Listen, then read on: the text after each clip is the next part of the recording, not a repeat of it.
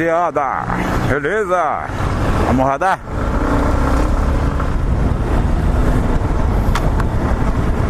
Vamos trabalhar, vamos pra aula extra.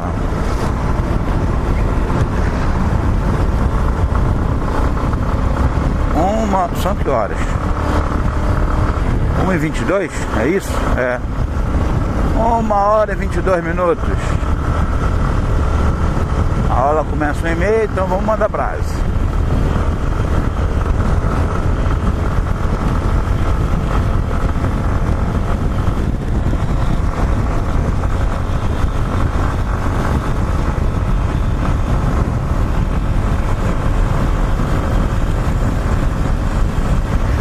O tempo tá virando, hein? As nuvens estão ficando mais carregadas.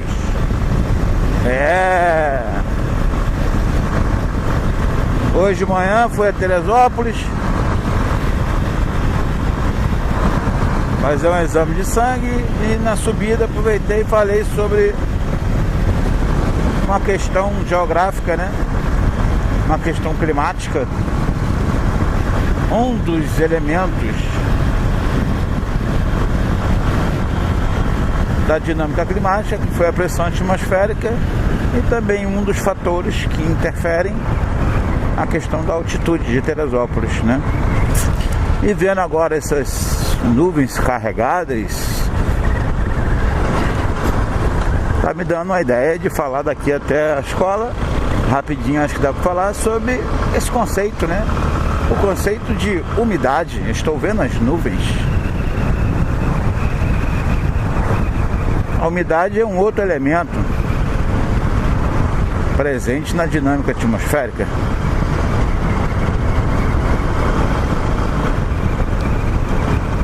Umidade, vamos lá. Que é a presença de água na atmosfera, certo? O que é umidade absoluta? A umidade absoluta nada mais é que toda a água que está na atmosfera, né? A quantidade total de vapor de água que está presente na atmosfera. Então isso é umidade absoluta. Onde estou aqui tem umidade, claro, né? A gente não vê, mas a gente sente, né? Quando nós respiramos, quando a taxa de umidade está muito baixa, a gente tem até dificuldade de respirar. Tem gente que até tem hemorragia nasal. Eu disse nasal.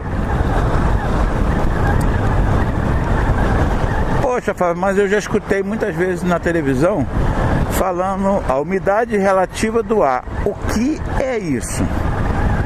O que é a umidade relativa do ar? Então vamos explicar. Também é a quantidade de água que está na atmosfera. Só que aí você analisa esse índice em comparação o quanto de umidade que essa atmosfera consegue suportar, certo? Tá, e se ela não conseguir suportar? Se ela não conseguir suportar esse vapor de água na atmosfera, o que vai acontecer? Adivinha? Chuva. Então, se por exemplo a quantidade de umidade que está na atmosfera é de, sei lá, 60%, voltando portanto 40% para começar a chover, então nós falamos que a umidade relativa do ar é de 60%. Quanto maior essa porcentagem, quanto maior esse percentual, maior a probabilidade de chuva, correto? Ah, tô entendendo. Tem um nome específico então para quando começa a chover? Claro que tem, sempre tem, né? A gente chama de ponto de saturação. O ponto de saturação é aquele momento em que a atmosfera não consegue mais absorver a água. É como se você pegasse uma esponja, essas esponjas amarelinhas de pia mesmo, que você lava a louça, e você abrisse a torneira da sua casa e deixasse gotejar sobre essa esponja. O que ia acontecer?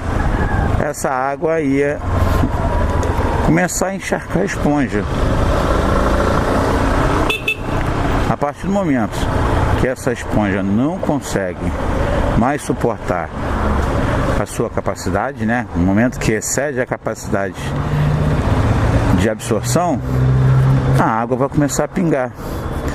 Então, a atmosfera, ela é da mesma forma. O que nós estamos vendo aí sobre nossas cabeças é essa esponja se encharcando. Tem tanta água que a gente já consegue ver as nuvens. Mas está chovendo? Não. Se ainda não está chovendo é porque ainda não atingiu o ponto de saturação. Correto? Então eu posso falar que quando essa água cair, quando atingir o ponto de saturação, essa umidade retorna. Concorda? Aí vem na questão: existem tipos diferentes de chuva? Existe. Aqui no nosso caso, né, as massas de ar que vêm do oceano, elas batem aqui na Serra dos Órgãos.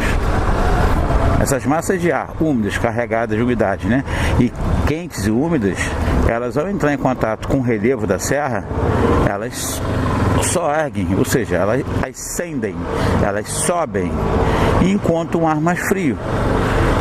Esse ar quente, carregado de umidade, entrando em contato com a montanha e subindo e entrando em contato com o ar mais frio, provoca a formação das nuvens, provoca a condensação, provoca a chuva. E se a chuva é formada pelo encontro da massa de ar com o relevo, a gente chama de chuva orográfica.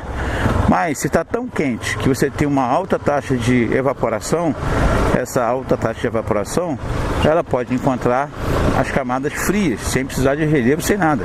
Vai subir. Então o que nós temos o quê? São as chamadas chuvas de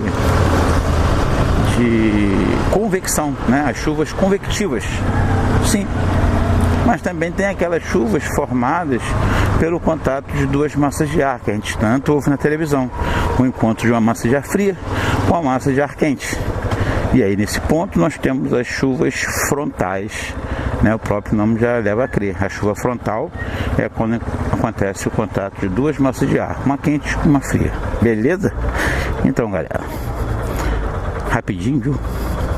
Uma aulinha básica aí de umidade, com toda humildade. Ridículo, fato. E também de tipo de chuva. Valeu, até qualquer momento. Fui.